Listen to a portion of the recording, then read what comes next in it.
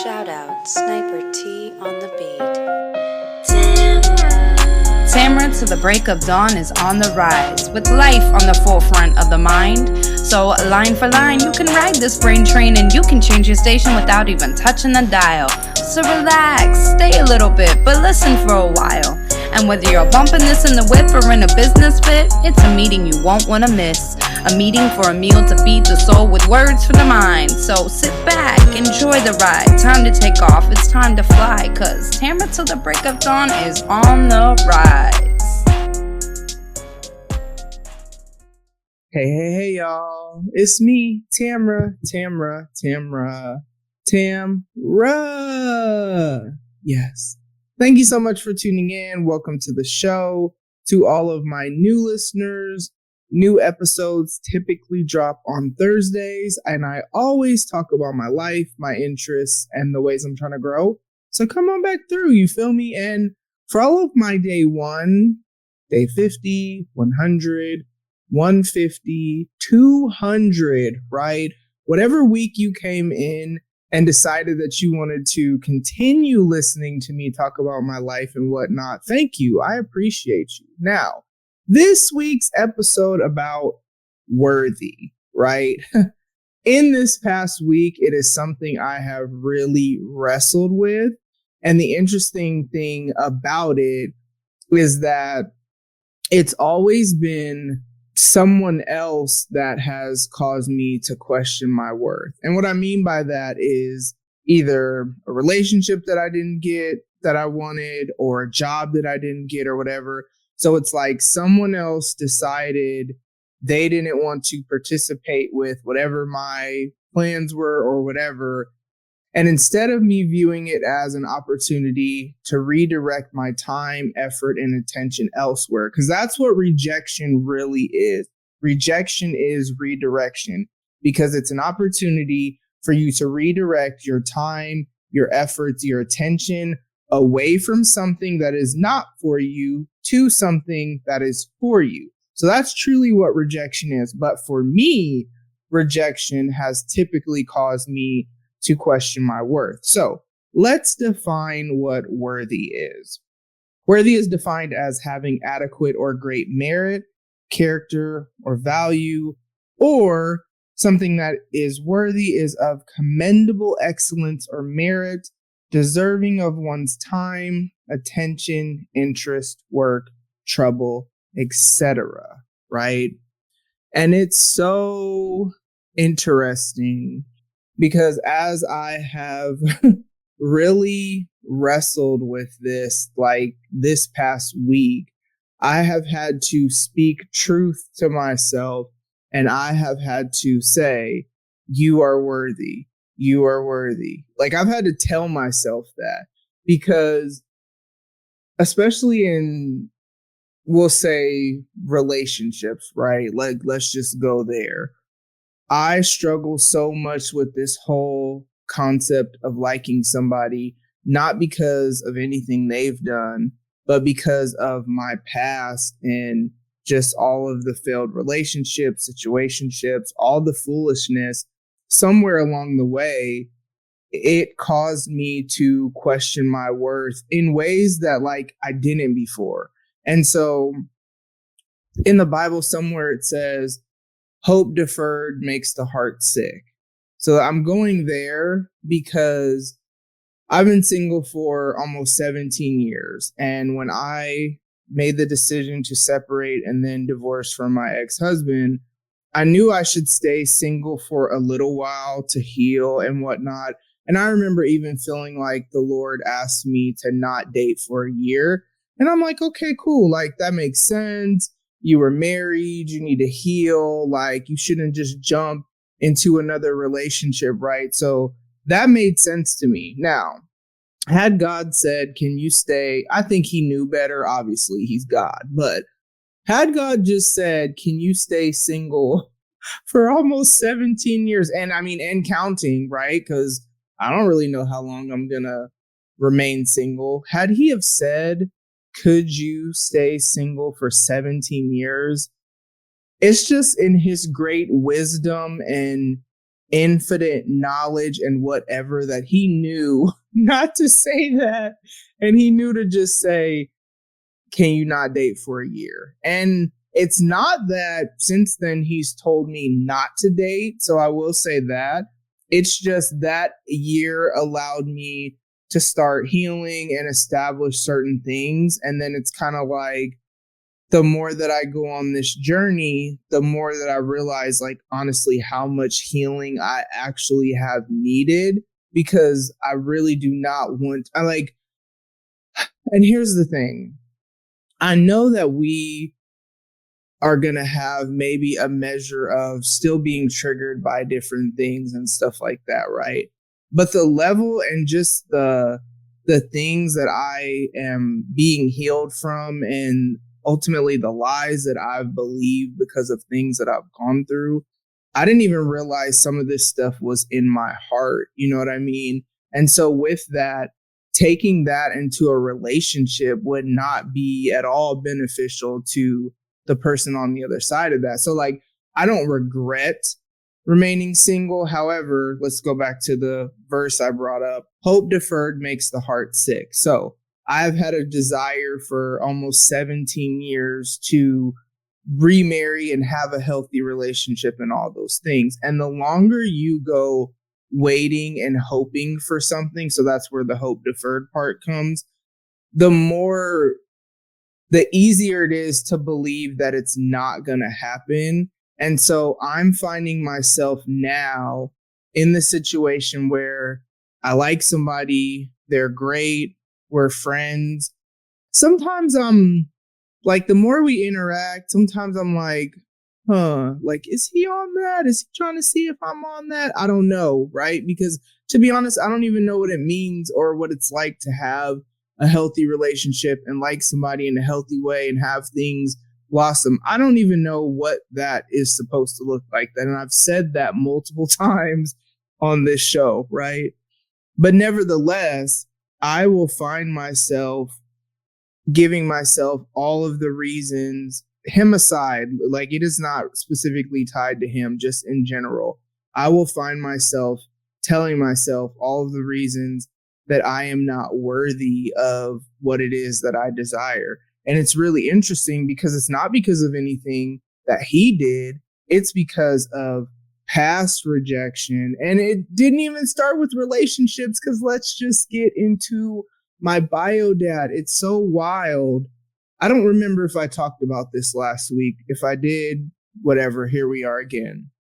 My bio dad's sister, so my aunt, reached out to me, and I don't know what happened, why she fell off, because like we used to talk, text, whatever. But she hit me up on Facebook and I responded, but it took me a little bit to respond, not like days, but just seeing her reach out to me, even though I'm Facebook friends with other of his, well, it's my family too, but family on that side. I'm Facebook friends with them, interact with them, whatever. But for whatever reason, her reaching out to me, it just made me think of him. And it hurt, right? So it took me a little bit to respond. And then when I responded, she's like, hey, call me. And she gave me her number. And it took me some days to even wrestle through whether or not I was going to call her. And then when I called her and I tried 3 times, it went straight to voicemail. And here's the thing, that rejection from him, and it like honestly kind of pisses me off that it is still something that I have to continue to process too. Like, it really makes me mad that somebody who clearly wants nothing to do with me has the ability to have such an effect on how I view myself. Like, that's what makes me mad.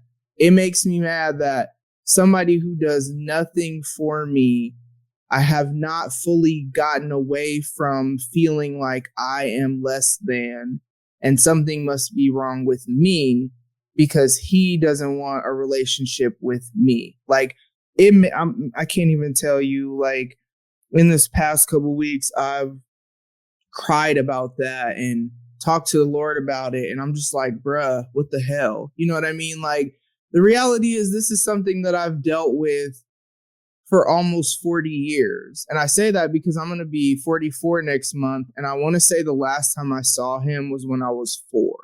And so, come on now, 4 decades, like, you would think I would just not care about it, right? You would think that even the fact that I want to say it was like 10 years ago when I reconnected with my aunt, and then that side of the family, she found me on Facebook. That's what's so funny about it too, is her hitting me up on Facebook. It just took me back to that. So you would think that in the past decade of him being inconsistent even and whatever, and even let's get to a year ago when he fell off after he became cancer free, and I knew in my heart of hearts that me reaching out because I had heard that he had cancer, I knew that that was not going to be this reconnect our relationship. I didn't have that desire or that thought behind that, but it still hurt when he did what I knew what he was going to do.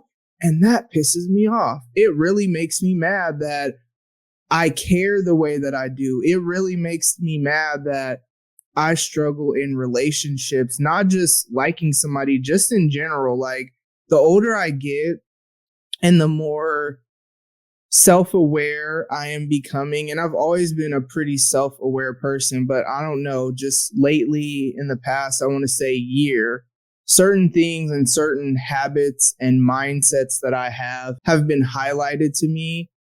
And it's really interesting how I struggle with relationships. No one would really know because I have tons of people that I love and care about, whatever. But when I really think about the things that I struggle with within relationships, it's just really interesting that it all ties back to this lie that I believe of not being worthy, right? And so what I have been doing, though, to combat that, because my best friend, Lindsey, she's been on the show. Shout out to PinTamZ. Shout out to Penrose. You know what I mean? But we always talk about refuting the lie with the truth. So there are lies that we all believe, right? And when that lie comes up, in order to refute that lie or fight against it or whatever, you have to speak truth, right? And so that is what I have been really doing lately. And that is my encouragement to you. If your worth is what you are struggling with, and again, this is a topic where I don't know how to give you perspective on this if you're not someone who has a relationship with the Lord, because for me, the way that I have found and embraced and lean into my worth is by who he says that I am. And so I don't have any perspective to offer you on this if that's not something you're doing. But truth is truth, regardless whether people want to embrace it or not. And so the reality is the first thing you need to know is who you are. In order to know who you are, you have to know whose you are and know what he says about you. You are worthy, you are loved, you are chosen, you are always on his mind. Like, even when we go through trials and we go through tough times, that doesn't mean he's left us. That doesn't mean he doesn't care about us. These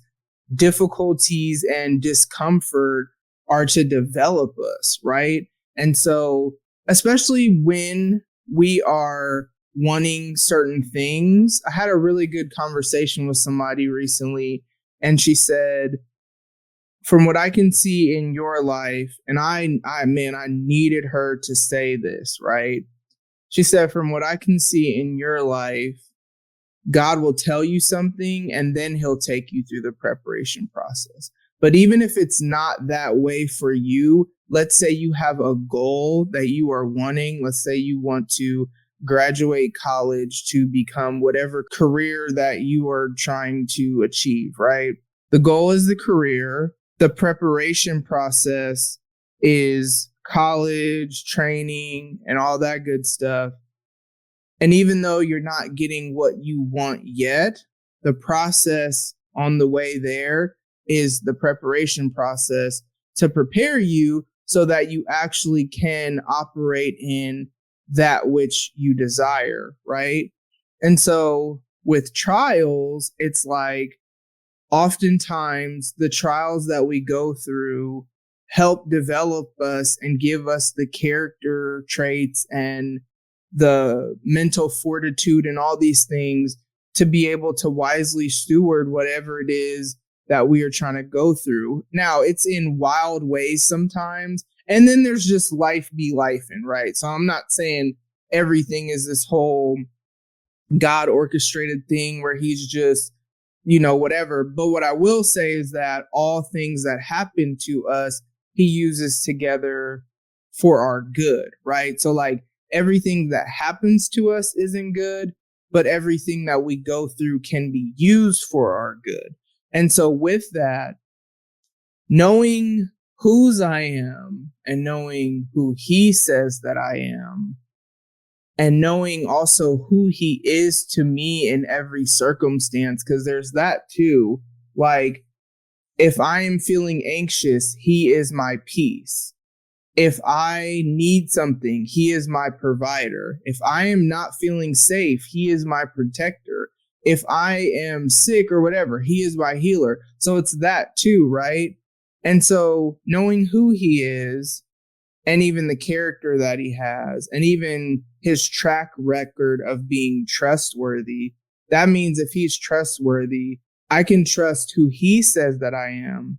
And then if I rest in that and I speak that truth over myself, so like when I'm feeling I'm not worthy of whatever it is that I'm wanting or desiring, because even if, let's go with this particular person that I like, let's say he only sees me as a friend and that's it, that's okay. That doesn't mean I'm not worthy of love just because he only sees me as a friend. And I think that's the misconception that a lot of us fall into, not just with relationships, but sometimes even with jobs or dreams or whatever, where we put all our hope and trust and whatever in this one thing. And then if this one thing doesn't work out, so let's go with relationships, just because this person doesn't want me or whatever, if that's the case, that doesn't mean that I am just not worthy of a loving, healthy relationship, but just in general, right? If I apply for a job and I don't get it, it doesn't mean I am not worthy of employment, right? If I apply for an apartment or a house and I don't get that particular apartment or house, it doesn't mean that I am not worthy of housing. And I think that's where we have to shift our mindsets, because we oftentimes, and maybe I'm just speaking for myself, so I'll say it like that. A lot of times when I go through things and I have rejection, I take it as, well, I'm not worthy of that whole thing that I wanted. No, it just means that, again, rejection is redirection. And so that thing that I wanted, as much as I thought I wanted it, it was not what was best for me. Because that's the other thing too. It has been proven time and time and time and time again in my life that if the Lord took something away, we'll just say it like that, because that's how people view it sometimes. It's always replaced with something better every single time. Now, let me say this, because I know sometimes we lose loved ones and all that stuff. So I don't want to factor that in, because that almost sounds kind of harsh. But here's the thing we have to remember too, is we live in a fallen world. So like in some instances, bad stuff is just going to happen because we live in a fallen world, right? Talks about this stuff in the Bible. So don't include all of that in it, but just, jobs, houses, maybe a car, stuff like that. Anything that has ever been removed from my life, it's always been replaced with better.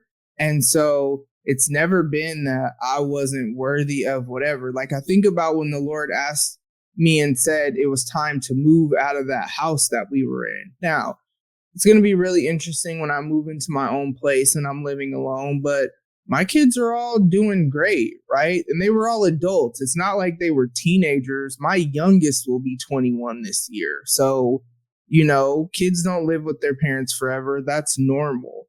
But I remember when the Lord was just putting it in my heart that it was time to leave that place, right? And then I think about all that has happened since then, because the job that I have now, hell, even the car that I have now, because I did not have my own vehicle prior to that, none of that would be possible. And when I tell y'all I love what I do, especially now that I lead the content team. Yesterday, you want to know what I did for work yesterday at the time of this recording? There was this golf scramble fundraiser that I got to ride around. I didn't have to drive. I got to be the passenger, ride around in a golf cart all day, stopping and taking pictures of the golfers. And I had so much fun that I literally forgot that I was at work. And the person that I was with, we laughed, we talked, which I knew I'd have fun because I always have fun with them. But the whole point is that was my work day. Like, I forgot it was work. It just seemed like we were hanging out, like taking photos, or I don't know. It was super fun. I love what I do, right? None of that would have been possible if I wouldn't have let go of what the Lord was asking me to let go of, even letting go of the job that I used to work, right? So with that, when he asked me to let those things go, it doesn't mean I wasn't worthy of housing. It doesn't mean I wasn't worthy of a job. It doesn't mean I wasn't worthy of a vehicle, because ultimately stopping my last job meant I had to give that work vehicle back. It doesn't mean I wasn't worthy of any of those things, because the car that I have now is it's a newer, nicer car. But that aside, it gets such amazing gas mileage, y'all, when I tell y'all. And I drive, sometimes I just be riding and listening to music just because I need to clear my head. When I tell y'all I could go like 2 weeks before I have to fill up, and it's not super expensive to fill up my tank either, y'all, that's what's best for me, right? That was a better scenario for me. So all that said, just to make sure we hone in on how you can embrace your worth, you first have to know whose you are. Again, I don't know how to tell y'all how to do this any other way than the way that I do it. And I just really remember how my mindset was before I surrendered my life to the Lord. And yeah, the way I struggled with my worth prior to that, I don't know how to tell y'all how to know your worth outside of what I'm telling you. So know whose you are. Know him, though. That's the thing. You have to know about his character. You have to allow him to prove himself to be trustworthy, because he will show you that he is trustworthy. So you have to do that. Then once you know whose you are, then you can know what he says about you and who he says you are. And the reality is you just have to believe that. And the reality is you just have to speak that truth over yourself when the lies try to come in your mind and tell you otherwise. And I talk often about speaking life, right? If you speak negativity over whatever, negativity is going to happen, right? You will believe the words that you say. There's this interesting thing where if I say, I can do this, and I've done this before, I will tell myself and hype myself up and say, I can do this about something that I'm struggling with doing. It is proven that when we have self-talk, our mind is not going to discredit it just because it's coming out of our mouth. But that's true of negative things too. That's why it's so important how you speak to yourself. Because if you are speaking negatively to yourself, your mind is not going to discredit it just because it's you. But on the flip side, if you are speaking life to yourself, your mind is not going to discredit it because it's you either. So if you tell yourself, I can do this, and you just keep saying it, you will begin to believe that you can do it. I promise you I've done that. So yeah, you have to know whose you are. So you have to know him, right? Know whose you are. And if you don't know him, you can get to know him. If you ask God to reveal himself to you and reveal to you how much he loves you, he will. Like, he's waiting for you to ask him that, honestly. But know whose you are, know what he says about you, and speak truth to yourself. And as you continue to do that, because it's an ongoing battle, because there is an enemy, there are spiritual forces, however you want to view it, darkness, bad vibes, whatever, that are out here to kill, steal, and destroy. Not just physically, but your hope, your dreams, your mindset, all of that, right? So you have to actively combat that with the truth. And as you do that and continue to do that, it's not going to be a one and done type of thing. I'm telling you that. It is going to be a continual thing as long as you are still breathing. And that's okay, because you're going to continue to grow and become more and more healed and more whole and all of that, because we all have ways that we're damaged, because it's just life, right? The more you do that, though, the freer you will become, and the more that it'll be easier for you to operate as you are, because everything is already in you to do everything that you were created to do. You may need training or whatever, but other than that, everything is already in you, and God is continuing to equip and train you and all of that stuff.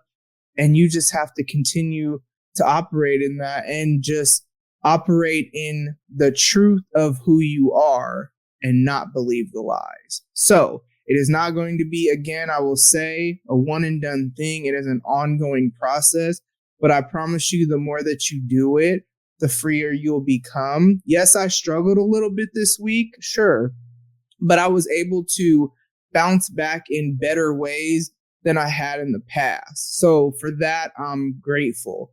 Am I annoyed, like I said, that I still struggle with things with my bio dad? Yes, I am so annoyed by that. However, I will say that I was able to bounce back quicker than I have been in the past. So, as always, make sure you are taking care of yourself mentally and emotionally and spiritually and physically. Man, be healthy in your relationships. And that is all I have for y'all this week. So thank you so much for tuning in. I love y'all so much, and I will talk to you soon. Bye. Ladies and gents, this concludes transmission. Tune in next time for a whole new edition. Another adventure and mission to share, be heard, and clarify the vision of this whole new world for